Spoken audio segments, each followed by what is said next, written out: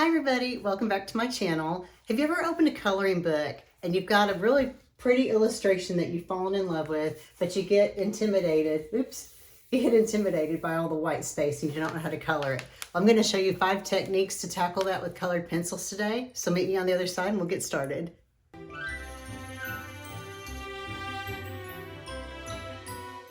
About 6 weeks or so ago, I posted a video on how to simplify coloring super complex mythographic pages. And some of the feedback I got in the comments, which I thought was really helpful, was that, hey, the super complicated stuff is fine, but it's the big white open space backgrounds that intimidate me. So I thought I would stop down today and show y'all a few techniques that I think you can use to do that. With these big wide open spaces, sometimes it's hard not only to decide what you want to do, kind of like writer's block when writers look at a blank page, but also filling this with colored pencil can be very intimidating and can take forever. Now, normally my go-to on a page with big wide open spaces is to slap some distress ink down or some neo colors, and then I'm done. But what if you don't have those supplies? So let's talk about just using colored pencils to make it easier. Let me take you through a couple of pages I have in the past where I tried the all colored pencil background. Now this was probably right after I started coloring. This is from Enchanted Forest by Johanna Basford. And you can see I thought, oh, I'm gonna like do dark to like do an ombre sky and make it really pretty. But you know, probably after the first stripe, I had what I call complete give up. And then it became a pain. And then I started to actually resent the page, and you can see I never finished it. My friend Faye and I say, don't fall prey to the deceit of the desire of the colored pencil background. It's gonna trick you. You're gonna think you wanna do it, but you can. But you can see this here, I tried to burnish, and by burnishing, that's where you color and you really try to, you're pressing hard to try to get rid of all the white spaces and really make it more blenderly on your page. And that was a fail. All right, this is Kirby Rosane's Worlds Within Worlds. This was executed a little bit better, and this is all Prismacolor. And again here, these are like 1, 2, 3, 4, maybe 4 or 5 of the French gray pencils in my set. So it was really difficult to blend. You can see I still have lines where the colors meet. But again, that just takes forever, and we don't always have time to do that. If you do have the time to do that, that's great. But if not, no big deal. One last thing I'll show you. It is okay to do a colored pencil back. Well, it's always okay to do whatever you want, right? This one, which is from my mythographic fairy tale Wonderland, this is all colored pencil. But it was a little easier to break that up because it's maybe 40% of the page, not like all of it. So there are ways that you can do this. Okay, so today I'm going to show y'all 5 techniques that I think are pretty easy, and also you can take any one of these techniques and adapt it and change it to make it something completely different and make it your own. So we're going to do that, and we'll start with the first technique, which I think is super easy and it's tried and true. I'll be right back. This is what I called make a simple frame. So what you can do is you're simply going to draw a box, or you can draw an oval or any shape that you want. And what that does is that breaks up the white space without having to color it all in. So what I did was I took a sheet of paper and I traced my little hummingbird. And you can see here, let me zoom out a little bit. You can see here I started coloring a frame, right? Now, with all of these techniques, I'm going to show you how vibrant or faded you go will be to your taste. I made this kind of vibrant just so you could see. Now I probably on this page wouldn't go so vibrant because he is vibrant and I don't want the background to compete with him. I want it to kind of be soft in the background. So if I were to do a frame for him, I say him, maybe he's a her, I would do it more lightly. So let me show you how I colored this one. Let me get my pencils, I'll be right back. Okay, now on this one, what I did was I just used a straight edge. And then after I went back in to color these areas, I didn't use the straight edge, so the lines are a little imperfect, but I think that makes it look kind of cooler, that it's a little imperfectly perfect, or perfectly, I don't know, whatever. But here I already started. I've got 2 faint lines you can't see that hopefully will connect these. You know, when I did this in the beginning, you know, whenever I try to draw a square without using a ruler, it's never perfect. It will be lopsided, or the sides will be crooked or something like that. Okay, so I'm just using the side of my pencil. Let me turn it this way. Just using the side of my pencil. This is pastel pink. Oh, sorry, Deco pink. And that is PC 1014. Yes, 1014. You get to a point where you just eventually know your color numbers. I could see here that that line was a little shallow. So I'm going to do this and color in most of this right here. Then I will take, this is hot pink. You can see I'm going to, see how I make that line a little imperfect? That's okay. You can maybe even use painter's tape for a straight edge. There's so many different ways you can do this, but do it to your liking. And what I try to do, again, was make this edge darker. And also, by the way, this paper I'm using is very toothy. I think this is my vellum. I can't ever remember the name, but it's like a vellum, more artsy paper, which is great for colored pencil, but it creates a lot of white space and it wears down your lead really fast. So that's what you're going to start seeing here.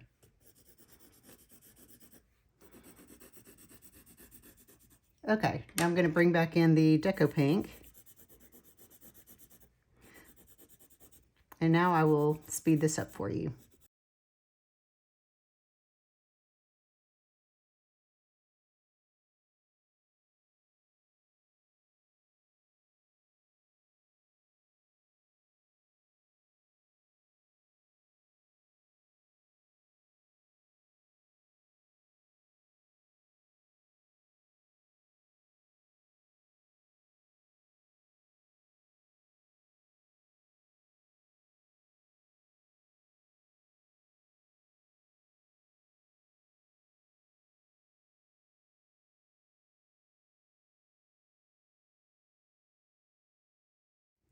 Okay, now that that's done, let's flip it over a little bit.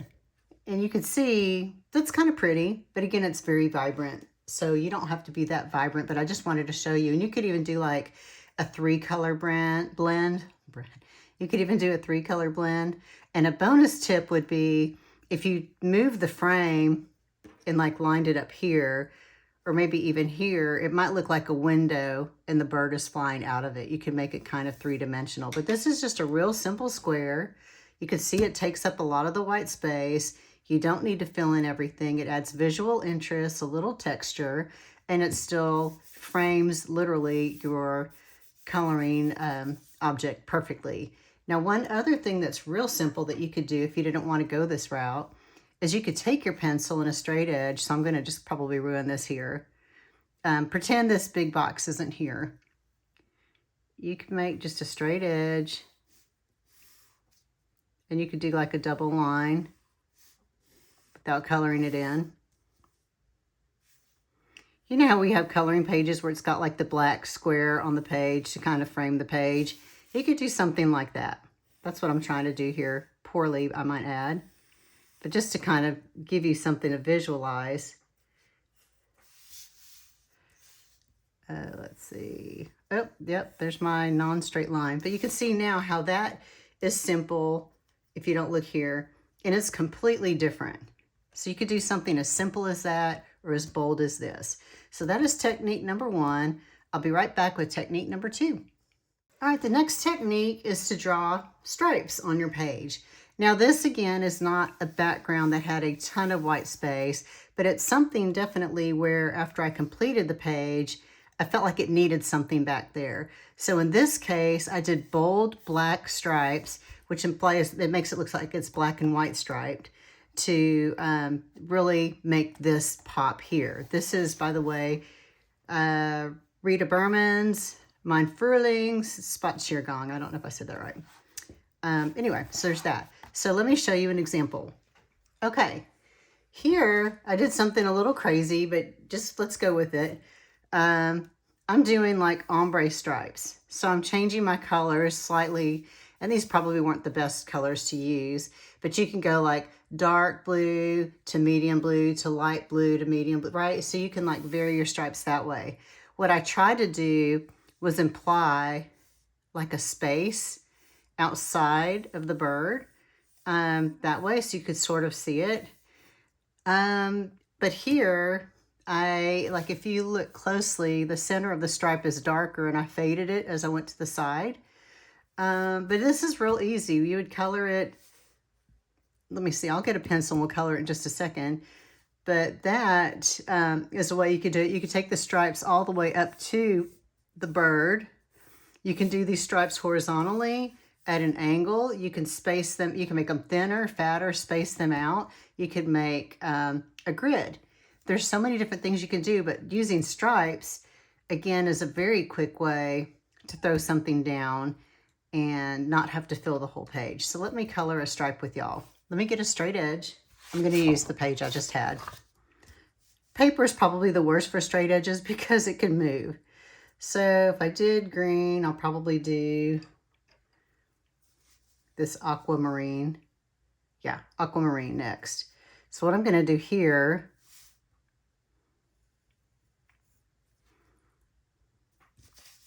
I'll kind of add that. Oops, I went too far.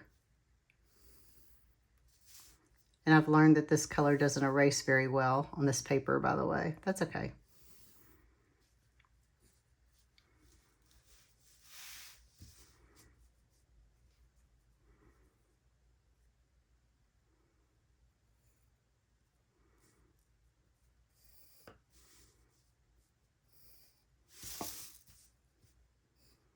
Okay, so again, I'm being a little sloppy here, but you can see where I'm going with this. So what I did, I'll color in this small space for you so it won't take so long. And just ignore where I went out of the lines. This is just for demonstration purposes.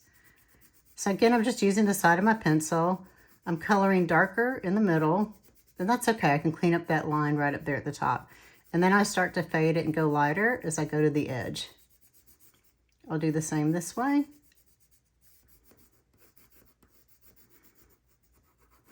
Okay, now I don't have to throw a lot of pigment down here. A little goes a long way. I'm going to show you a trick. I'm going to take my white Prisma, and we're going to use that as a blender. And I will just start burnishing that in. If you feel like you need a little more color added, you can always go back in, maybe add just a little bit more, whatever you think it needs.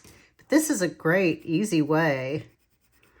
Sometimes it's hard to go dark to light just by hand. You could use any kind of a blender pencil. You could use, I like to use white as my blender pencils. I don't know why. Just a preference, I suppose. But that is something super easy for you to do. And you can see here, you can keep adding a little more color, but it's a very easy technique to execute.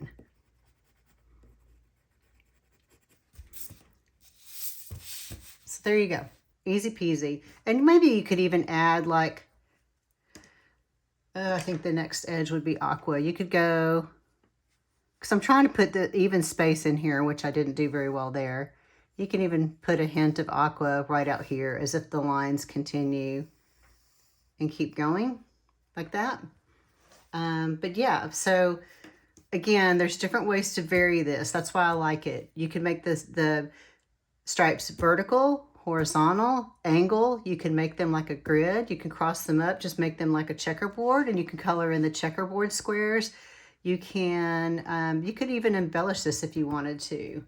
You can even add like little white dots like that. I'm just hitting this thing.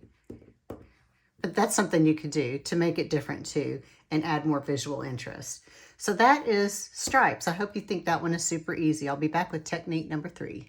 Technique number 3, bubbles. Yay. So this is going to be the opposite of, I have a video on how to do a bokeh background where the background is colored in and then you add the bubbles afterwards. So we're just going to add bubbles or circles to the page as is.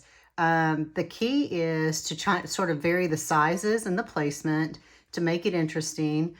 I will tell you, I have a very hard time to be purposefully random with stuff like this because my brain wants to organize and line things up, and sometimes we do that without realizing it. So this is just 3 colors. I'm using Deco Pink, Hot Pink, and our handy dandy white again. So let me start here. I'll zoom in. Okay, I'm going to start out with my Deco Pink, and we're going to just draw a circle right here. And you know what? You can use a template for a circle if you don't trust your own hand. And then I'm going to draw like a little circle here, and then I'll color Deco Pink in the rest of it. I hope this shows up on the camera. Okay. Then I'm going to lightly take Hot Pink, start doing like an outline here, and then kind of go over the bottom of the circle. But as you move towards the circle, you want to make that line a little wider to imply like a shadow. That's what's going to help give it dimension. But you don't want to be too dark there. Then we're going to come back with the Deco Pink, and we're going to blend over the Hot Pink we just colored.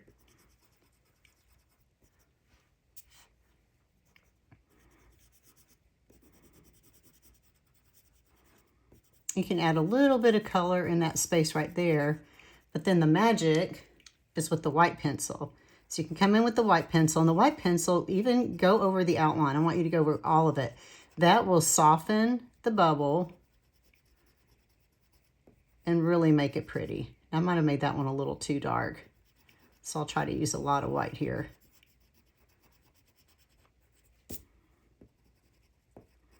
But you get the idea.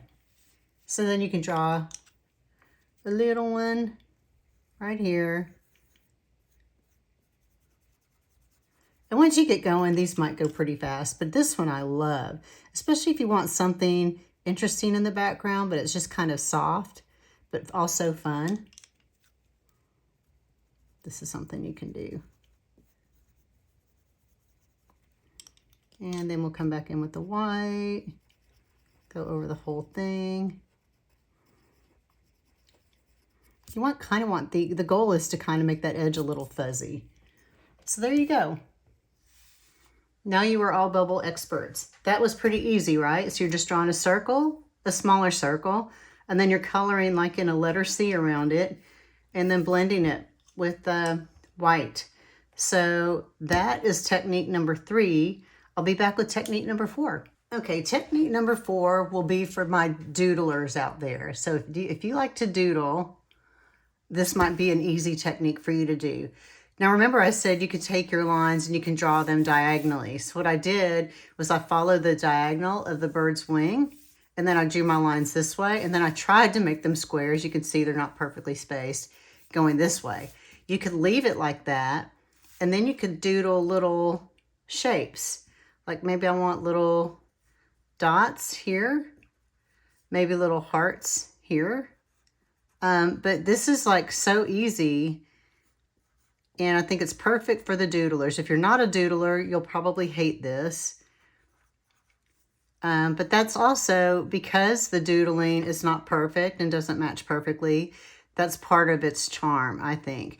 You could even do the whole background and just do little dots. You could do little stars. It's so easy to just do something simple.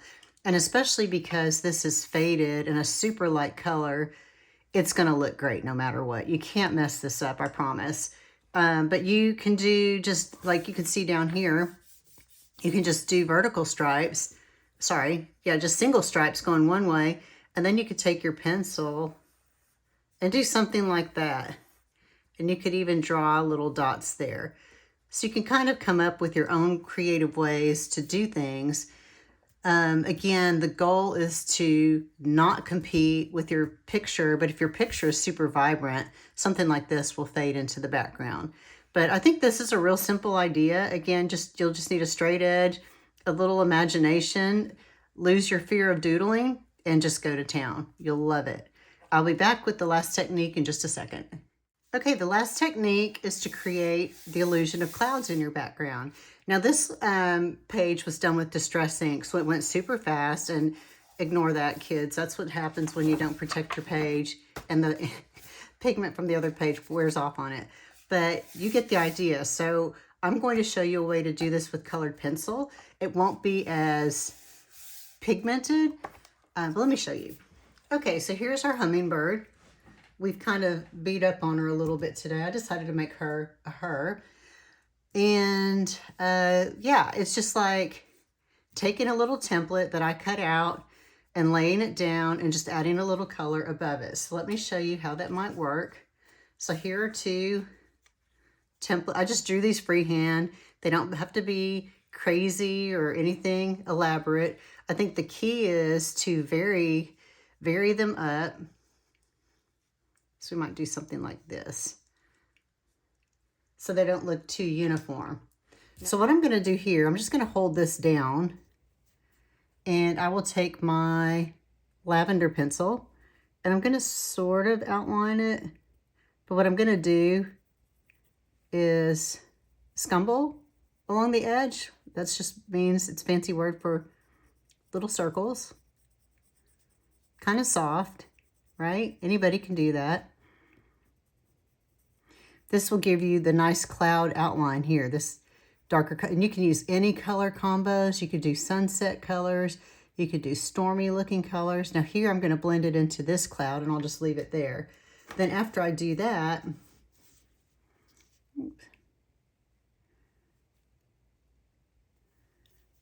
I can come back in with the hot pink, and I don't even actually need this template anymore at this point. I can come back in with the hot pink here. And just, again, I'm just going over that same little cloud outline. And I'm not filling this in solid, right? Just, again, making a little bit larger circles.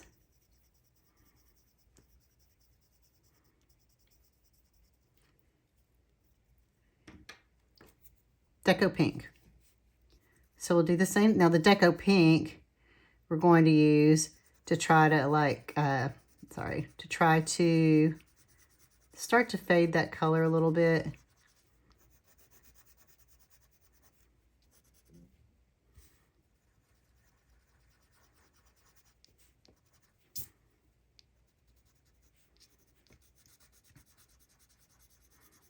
And you can go a little higher, as if maybe the clouds stop there and the rest is just sky.